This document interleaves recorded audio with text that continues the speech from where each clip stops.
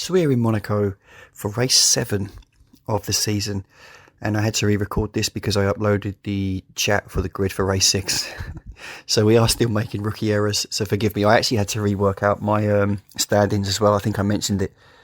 I think I mentioned that later on though, so apologies to anybody that's watched this up to now and has noticed a few mistakes of mine.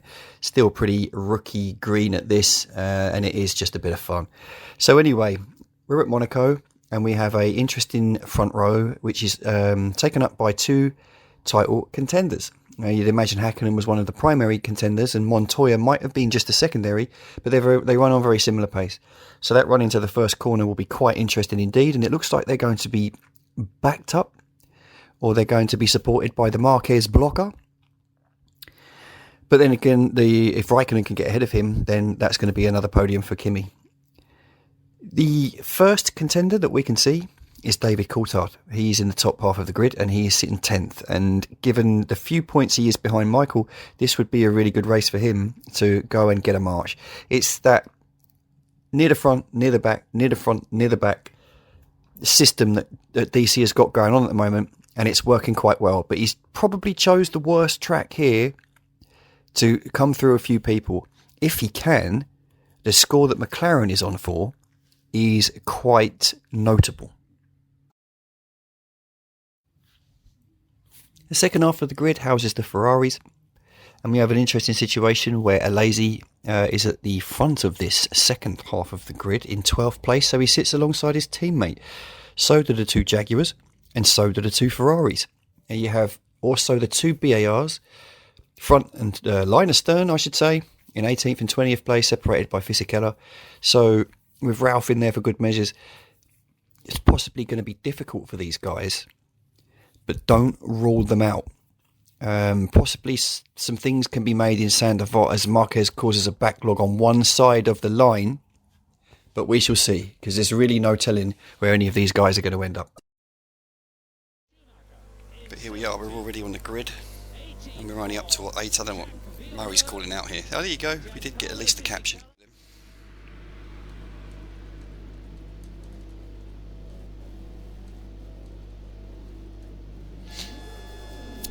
Off we go. It's a race down to Saint-Avold, and Juan Pablo has a look, but Mika's held him off, I think. No dramas at the back. Shuey and Barrichello have got separated,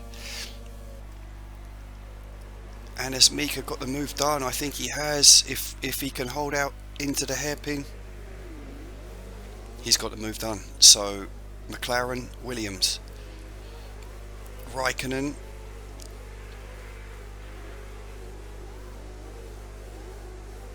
Michael Schumacher making moves. Now he's done alright out of this.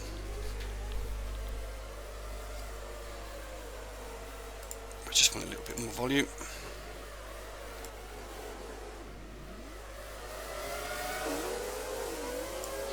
Look at Michael.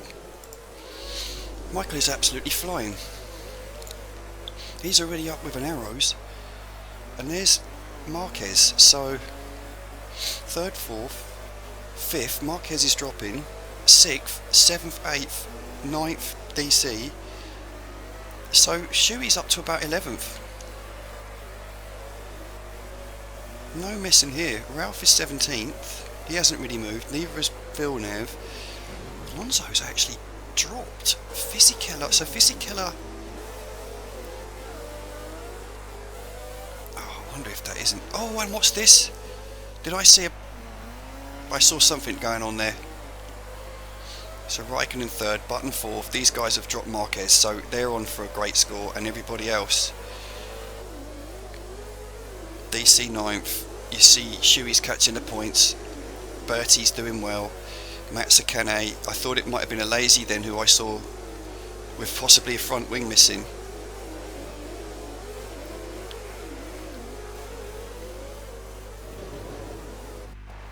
There it was a lazy. So now a lazy is only just coming up to Casino, and Button Fisichella has gone through into the tunnel, so he's had to pit for a wing, And you can see that Hakkinen has got legs on Montoya slightly, which suggests that he is the second fastest dude on the game.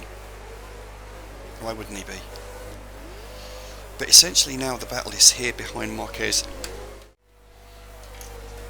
So I believe after this race, Lazy might be the only person without any points. Look at Michael. We've got to stay with this really. We've got DC and Michael head to head here. And they've wiped each other out of the race. They've wiped each other out of the race. Absolute carnage. Schumacher and DC. And they're gone. They're gone out of the race. They lost their front. So there you go. There you go. And I can't do a replay. I am flabbergasted. Wow. Car's not running after 2 laps. DC and Michael.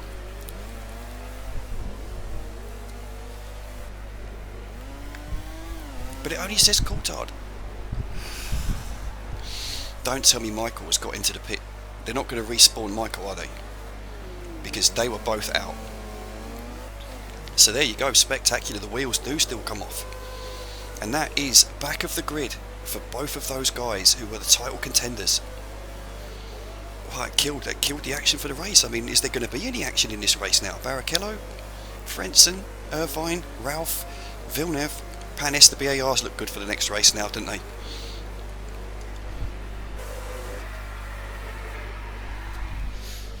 And so does the Lazy. Well, that was some turn up. That was the biggest incident that we've caught. We caught Mazzacane getting hit at Brazil when my audio wasn't working. Not Brazil. Where did Mazzacane get hit? Race after Imola, I think it was. Hakkinen retired in Brazil. We didn't see that. And there was a slew of incidents. Well, I haven't seen too many, but we haven't caught many incidents where we caught that one. Wow, Schumacher put a move on Coulthard into Casino and wiped him out, put him in a wall. Look at the mockers that Hakkinen is putting on Montoya. He goes through Rascasse, and he's not a million miles behind. He's probably a few tenths a lap. But where is the battle? I mean, these guys are line astern now. Is that Kimi? Kimi and Button. So Kimi's on for another podium, by the way. And they're well, Marquez is on his own.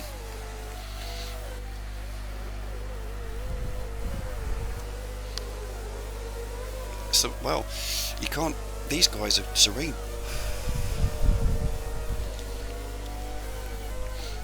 So Rubens is coming up to Gaston Mazzacane, and really this is Monaco. This is Monaco. This is how it is. Everyone's favourite track. So a turn up in the Monaco Grand Prix. 2 more retirements. Schumacher, big retirements, big retirements. See, this is the thing about DC. He does all of his scoring when he's at the front of the field. And he doesn't like coming through the pack. And he was sort of bogged down. Michael came from, I think he was about 16th, 17th. Straight to the back of the points, or straight to the top 10. And then crashed out. And it's literally now just a drive. It's just as long as Hakkinen takes to win this race. Crikey, he doesn't want to punt his front wing off on a Lazy, does he? Neither does Montoya now. Look at Lazy. He's only just... Where is the Lazy? He's going through lows. Hakkinen's still quite a fair way back actually. The Lazy's coming to the tunnel. Now Hakkinen is still only just coming in through Casino.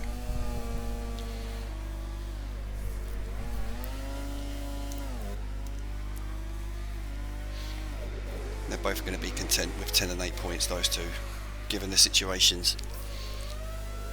With Michael out. But we really needed No, we don't really. I'm quite happy for Ralph to stay there, down in 15th with 2 retirements. This is a really good score, a good day for Sauber. But then Monaco was always going to. I'm just absolutely waffling here. There's nothing to talk about. So we had the most exciting moment of the season in the most boring race. Which actually, because those two probably would have been the ones making moves here. Schumacher would have got past Coulthard and then disrupted people in front of him. And Coulthard would have got runs. But it's where you start losing out when you have to start at the back more often. I noticed on PSL's championship the boys were always starting at the back and having to come through, which is what gave the little teams more of a chance. With my one, they can get mixed up a little bit, and sometimes the fast guys start mid-pack and they get rewarded for their ability to come through over a longer term. On the 2002, it's not so much of a problem, and even a 25% race might be too long because it's more time for them to come through and they come through quickly. But 10% is just too short, and I want to keep the race lengths consistent across all the seasons. Oh, there's a real battle going on here. Schumacher's made another place.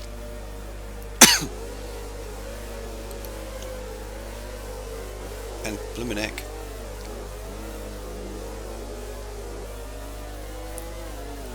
Is Frentzen going to hold that back off? He is. It's not a big problem. The BARs were looking. Look at Ralph. He's going to get past. He's not happy staying there.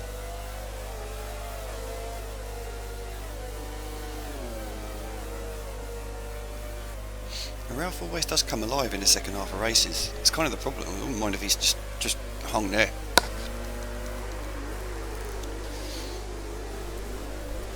Oh! And a huge incident. And that's a disaster. Did Ralph survive that? He did.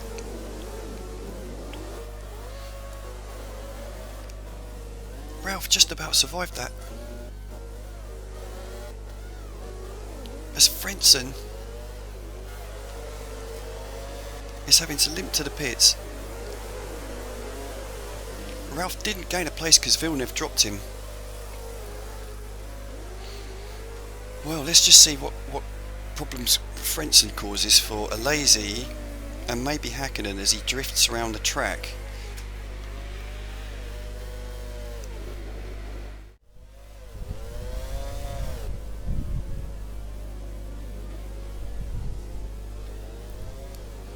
Struggling away, where is Alesi? There he goes, Alesi just blitzes past. Frentzen almost comes to a halt. And in he comes. Oh, and because I was watching him into the pits, I'm stuck with him. We get to see the front wing going on. I didn't even know that was a thing, that he's getting a bunch of fuel as well. He probably didn't need that.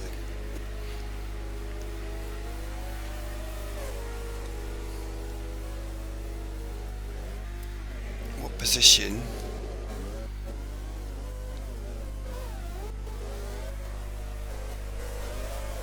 Literally in amongst a bunch of stuff. And there's Frentzen, and he's a lap down. Frentzen is not going to get the benefit.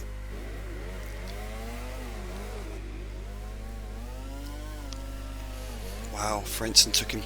So essentially Ralph pushed him into the wall.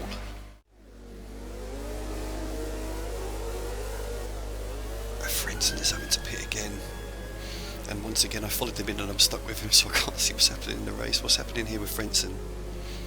More fuel? More tyres?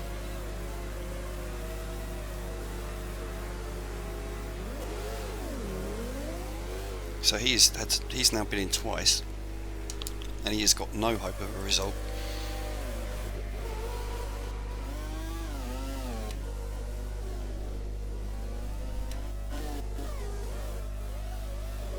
And status quo.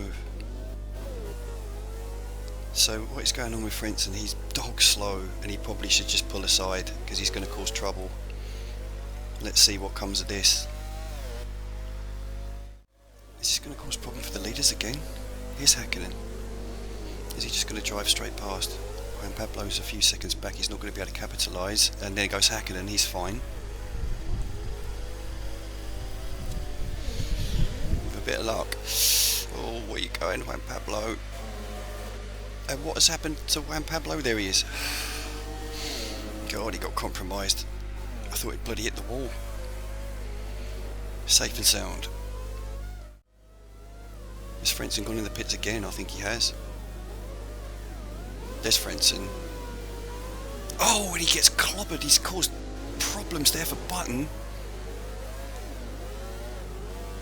And Frentzen's in the pits again. So Raikkonen now is absolutely free. But Button's fine.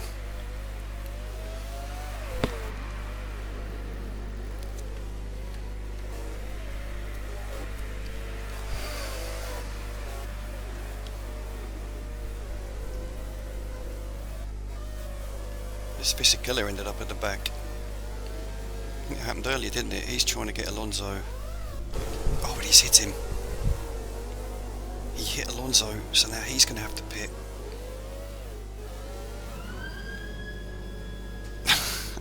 I'm going to learn to stop doing this. See, that's the thing, they actually don't need to put fuel in. They're taking their time with that front wing, aren't they?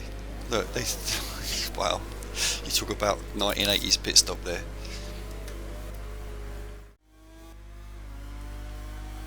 So another lap begins, and I'm not sure how many there are to go. But there's still dramas happening down in the field as Ralph frustratingly keeps taking positions. Finish behind those BARs. Because we're going to be the only... Oh, dearie me. And now Fisichella. Frentzen's back up to race speed. Yeah, Frentzen's alright now, but Fisichella's the problem. And who is that coming up to lap him? Is it Raikkonen? It is. Here comes his teammate. He doesn't want to hold his teammate up. He doesn't do that bad a job.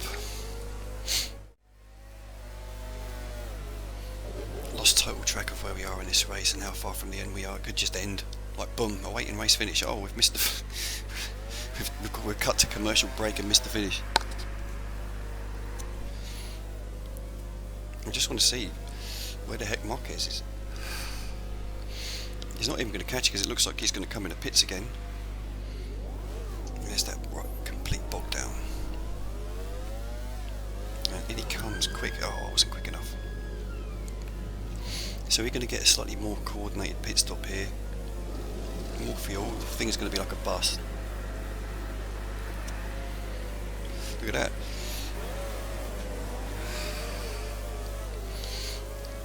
Where does he come out? Who does he cause problems to?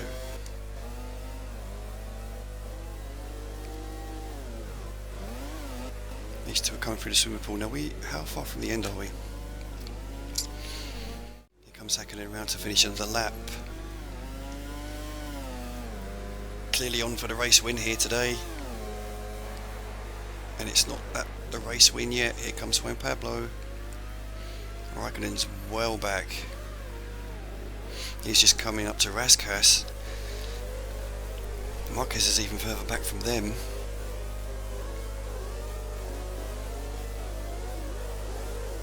Bit of a status quo here. Fisichella is going slow again. And he's holding up. Häkkinen mercilessly.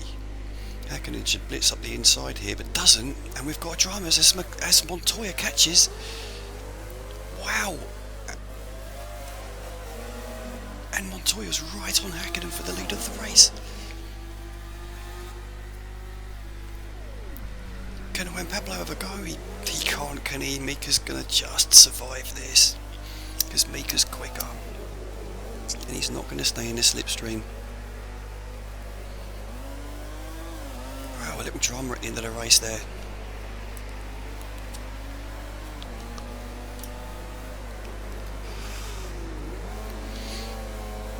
There's your leaders. And is this the last lap?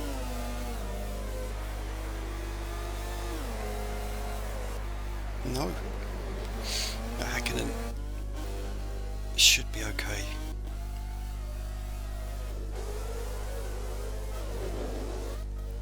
Looks like possibly Fizzy's in the pits again.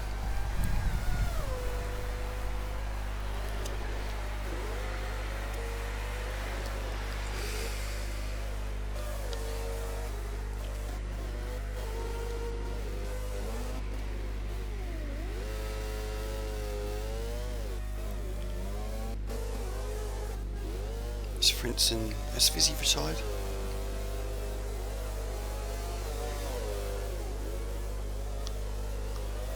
No, there he is. He's just come out of the pits in front of, so they've had pretty much the same race. Häkkinen and Montoya continue to lead us, and you can see Häkkinen has extended the gap.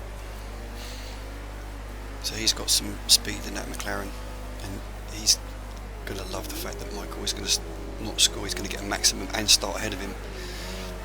Not by much, but by enough. There you go, that's the race. So Häkkinen, Montoya,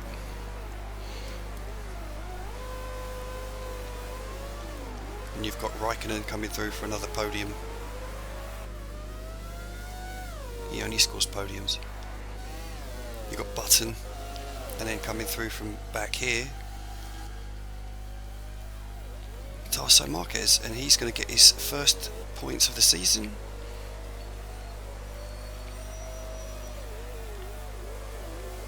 And that leaves poor old Alesi on his own, but Alesi is going to get a good start next race, we think.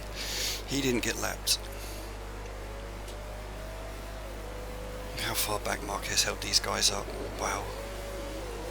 Best part of a minute. They would have started catching the back of this giant train. So Marquez, Bernaldi, Heidfeld, and then a complete cluster at the end there. God knows what's happening at the end there. BARs. That's a good spot for the BARs, that. Going to be interesting to see where they start in Canada. But we've got some dramas. We've got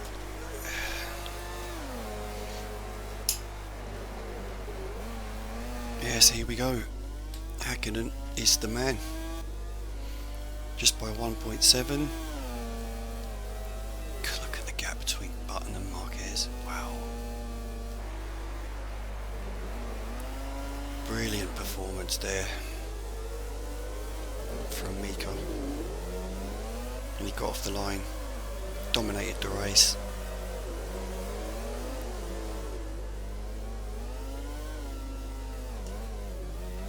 So Ralphie 13th. Oh, I could have done with that not being ahead of those fucking BARs. And DC and Schumacher.